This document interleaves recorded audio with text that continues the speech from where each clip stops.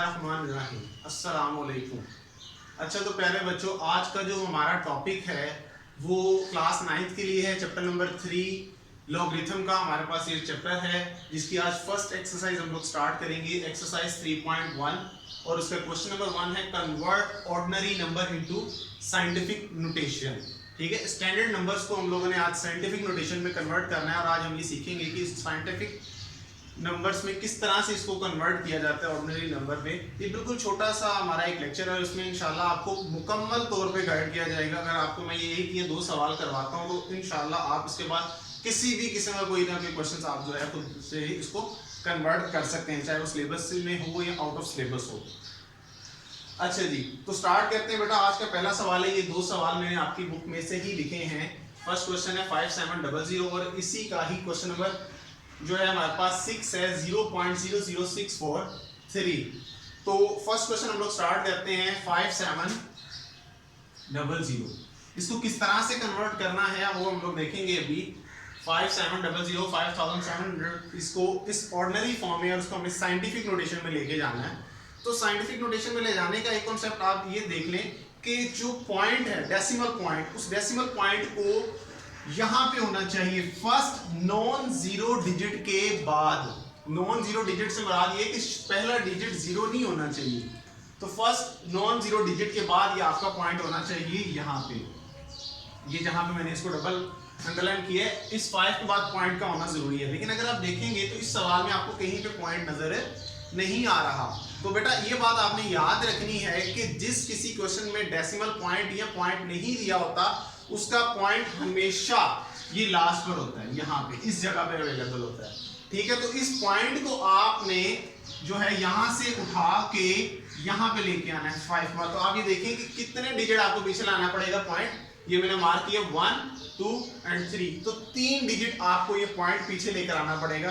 तो अब इसमें नेक्स्ट स्टेप आपने क्या करना है, इस पॉइंट को आपने 5 के बाद लिख देना है और देन 7।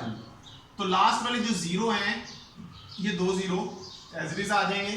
ठीक है, 5.700। अच्छा, अब इस पॉइंट को पीछे लाने के बाद अब इसमें हमने क्या तब्दीली करनी है, वो हमारे पास क्या आ जाएगा इनटू 10 रेज़ की पावर। कितने डिजिट पीछे आए थे हम लोग 1 2 एंड 3, 10 रेज़ की पावर 3। अच्छा, अब इसमें एक और नई चीज आती है। अब हमने ये देखना है कि चूंकि ये हमारे पास नंबर ही डेसिमल नंबर सिस्टम है, तो इसलिए हमारे पास हमेशा ये बेस 10 ही आएगी। पावर जितने डिजिट को पॉइंट को जितने डिजिट आगे या पीछे मूव करेंगे पावर उतनी आएगी। ये 3 डिजिट पीछे है तो पावर 3। अगर यही 3 डिजिट आगे या 4 आगे लेके जाता तो ये पावर उतनी ही आनी थी जितने हमने मूव करना था। अच्छा, अभी बेटा इसमें एक और चीज आती है। अब हमें ये देखना है कि पावर प्लस में आएगी या माइनस में आएगी। ठीक है, अभी ये आपको न्यूट्रल नजर आ रहा है, बेसिकली प्लस ही नजर आ रहा है, लेकिन अभी हमें ये डिसाइड करना है कि इसमें पावर प्लस आती है तो कैसे आती है, माइनस आती है तो कैसे आती है, और कितनी पावर आती है ये मैंने आपको ऑलरेडी बता दी है। पॉइंट जितने डिजिट आप मूव करेंगे उतनी ही इसकी पावर होगी। और प्लस में कैसे लगनी है और माइनस में कैसे लगनी है देखिएगा जरा। अच्छा, इसमें हम लोग मूव करें पॉइंट को, तो बेटा ये बात आपने याद रखनी है। अगर तो हम पॉइंट, ये जो मेरा पॉइंट है इसको मैं राइट साइड पे मूव करता हूँ, किस तरह मूव करता हूँ राइट साइड पे, यानी कि उसकी करंट पोजीशन से राइट साइड की तरफ मूव करूंगा तो उसकी जो पावर होगी वो नेगेटिव होगी। क्या होगी? नेगेटिव। और अगर इसी पॉइंट को मैं, ये जो मेरे पास पॉइंट है राइट साइड पे, लेफ्ट साइड पे लेके जाता हूँ, लेफ्ट साइड पे, तो इस पावर का जो साइन होगा वो क्या होगा? पॉजिटिव। तो अगर आप इसको ऑब्जर्व करें तो ये पॉइंट अभी मेरा किस तरफ जा रहा है? लेफ्ट साइड पे।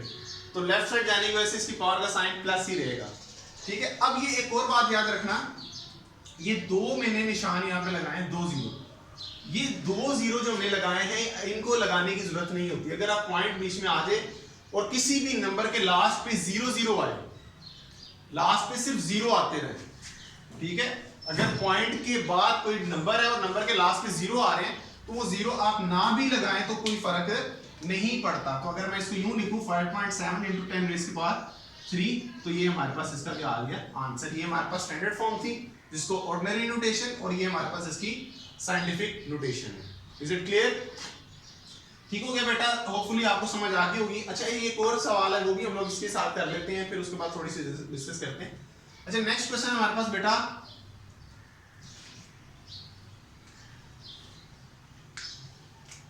0.00643।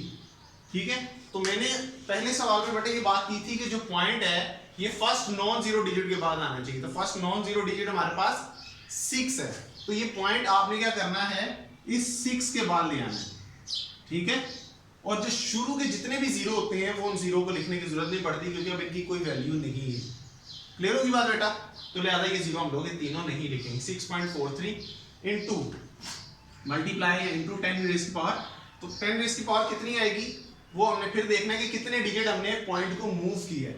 तो यहां से मूव किया फर्स्ट, सेकंड, थर्ड, यानी कि 3 डिजिट हम इसको मूव कर रहे हैं, तो 3 डिजिट हमारे पास इसकी पावर क्या आ जाएगी, 3। अच्छा जी, अब हमने ये देखना है कि ये पॉजिटिव है या नेगेटिव है।